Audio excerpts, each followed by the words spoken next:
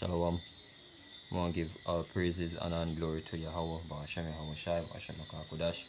Double honors to the apostles of Great Millstone. Shalom to the Akiyab pushing this word in sincerity and truth. Much peace, love, and blessings to the elect of Israel and to the men, women, and children that believe in the name of Yahweh, Ba'ashem Yahweh Shai, call upon the name, and basically, believe in the true doctrine. Shalom to you as well. Alright, so this article is from fortune.com, and it says Sam Altman says financial industry faces a massive fraud crisis as AI impersonates people's voices to trick security.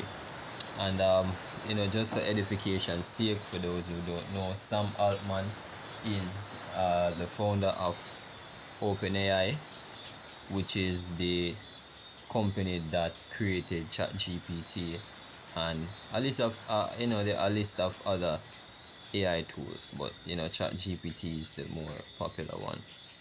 Alright, so yeah, he says that financial industry faces a massive fraud crisis as AI impersonates people's voices to trick security. This is nothing. This shouldn't come as a surprise. This is something that we've seen over and over. See, this is a mile down the road.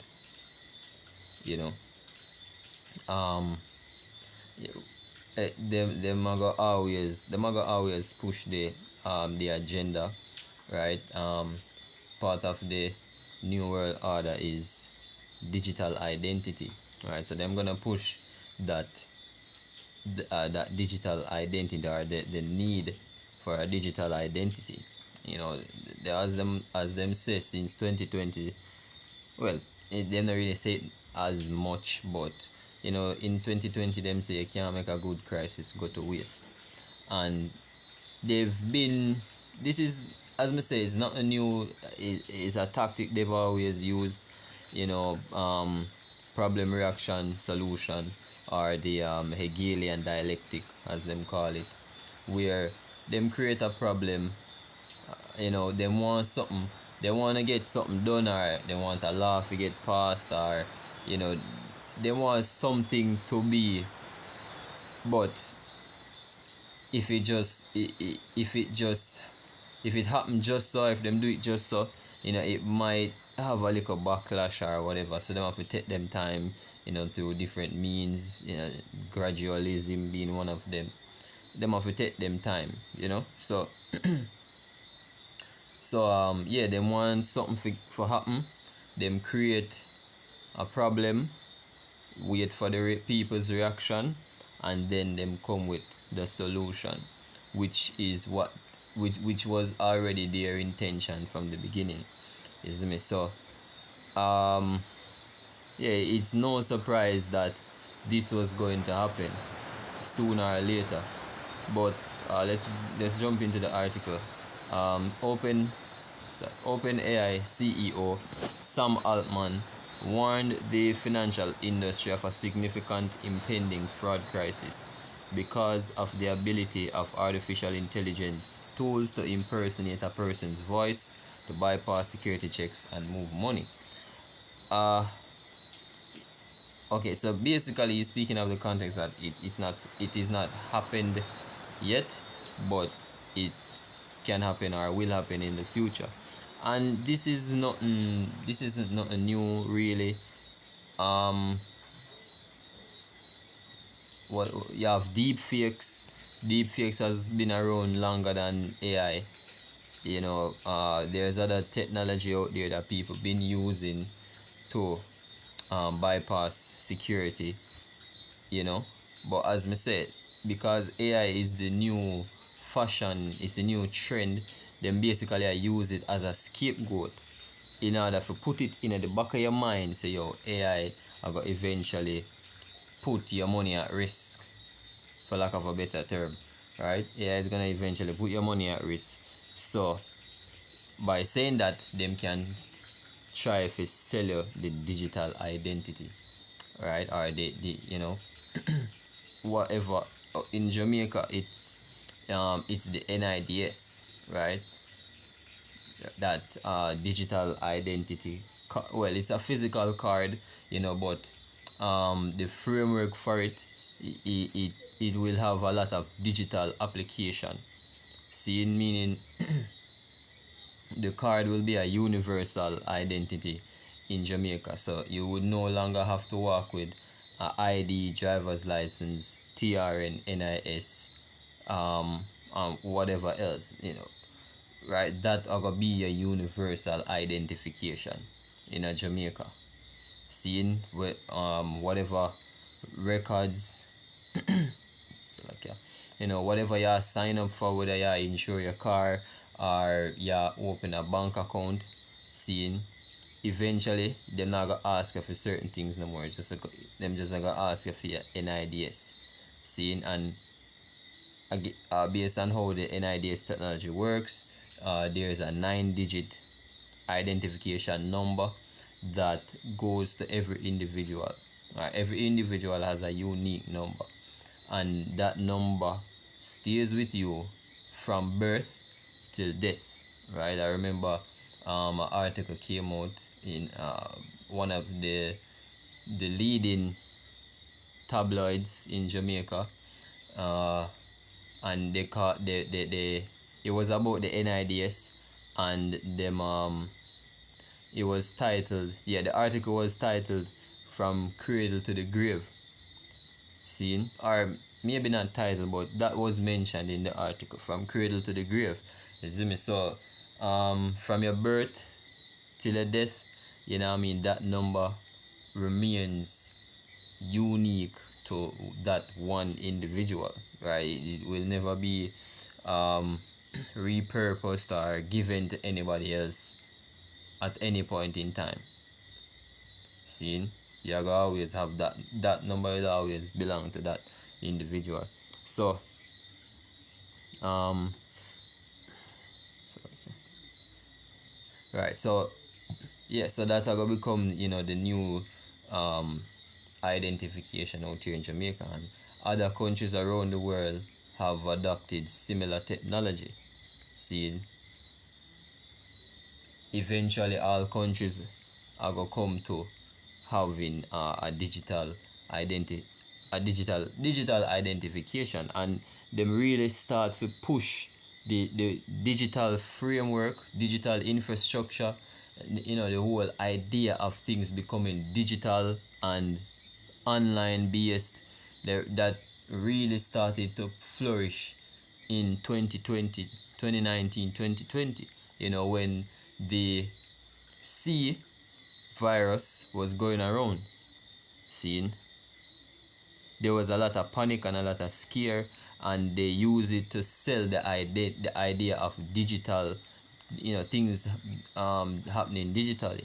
At one point, people were afraid of cash, right? It was just straight card. Everybody I use just card. Everybody I use, or pay through whatever methods available to pay through your phone. See, so these men are gonna always use these little things, right, to bring about them agenda. But I could continue the article. It says Altman spoke at a Federal Reserve conference Tuesday in Washington.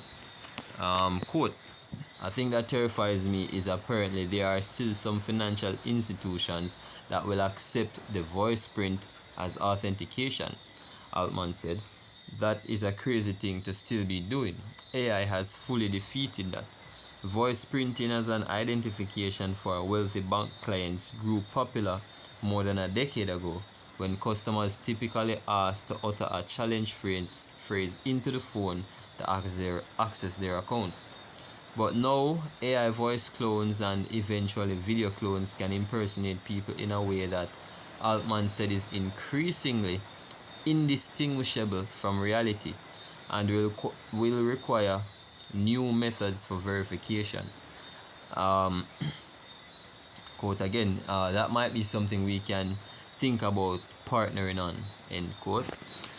Said Fed Vice chair for supervision, Michelle Bowman, the central bank's top financial regulator, who was hosting the discussion with Altman. Alright. Oh, it was a short article. Alright, so I'm gonna copy it from now and just paste it into the description. Copy.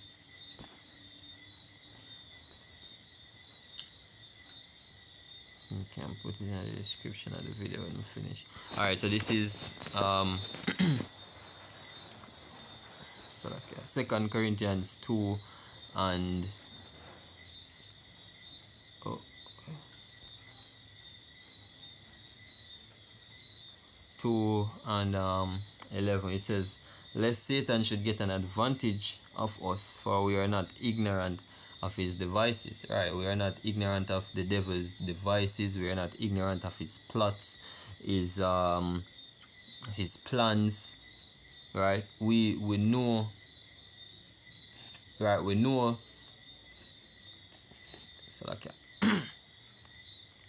right, yeah, so yeah, we know whenever them come up with them these little things, we know exactly where them are head for. Alright, we know exactly what it is for. The normal man might hear it and look the other way, right? There's a thing called sleight of hand, right, where you do something to catch the somebody attention, or if keep them attention away from one thing seen while you do something else, right? So that statement, urging people to basically be fearful of AI or mindful of AI, is a sleight of hand, because we actually know what the agenda is, right? So whenever they make speeches like this, we can pinpoint and say, yo man, see them up, make another push towards the MOTB system there. Seen? This Micah 2 and 1, as always, it says, woe to them that devise iniquity and work evil upon their beds. When the morning is light, they practice it, because it is in the power of their hand. See? What is?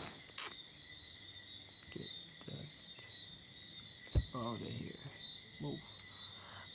This is, I have another one here. Next one.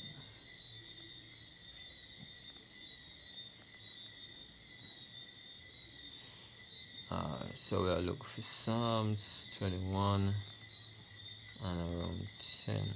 Alright. Yeah, Psalms 21 and 9. 8.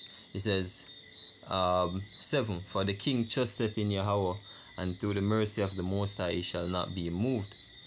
Thine hand shall find out all thine enemies, thy right hand shall find out those that hate thee. At this point in time, we as men of the Lord, the men that push this truth, and have come back to the understanding that we are the true biblical Israelites. We have pointed out the enemy. We have pinpointed, right, and figured out who the enemy of Israel is, and that's Edom, right? The nation of Edom, called the white race, or the Caucasians, but really and truly them are the Edomites. Seen? Yeah, them are our enemy. Them are the ones where push all of these agenda, their ultimate agenda being the New World Order. Unfortunately, them don't use the term New World Order anymore, because of so-called conspiracy theorists, right? But yeah, that was the term that them used to push. I remember, vaguely, but I do remember as a child hearing, the New World Order, right? I remember I've probably seen President Bush maybe once say it out of his mouth, You see me? Yeah, that was the thing back then, the New World Order. But now, over time, the name changed, but the agenda remains the same. You know, Alright, them ultimately want to have full control over the entire earth and all people. Alright, to the point where them are gonna even seek to destroy a lot of people out of the earth. You see me? So them can keep the world population at a small amount. According to the Georgia Guidestones, 500 million. You see me? A smaller population means easier control. See, right, and naturally them are gonna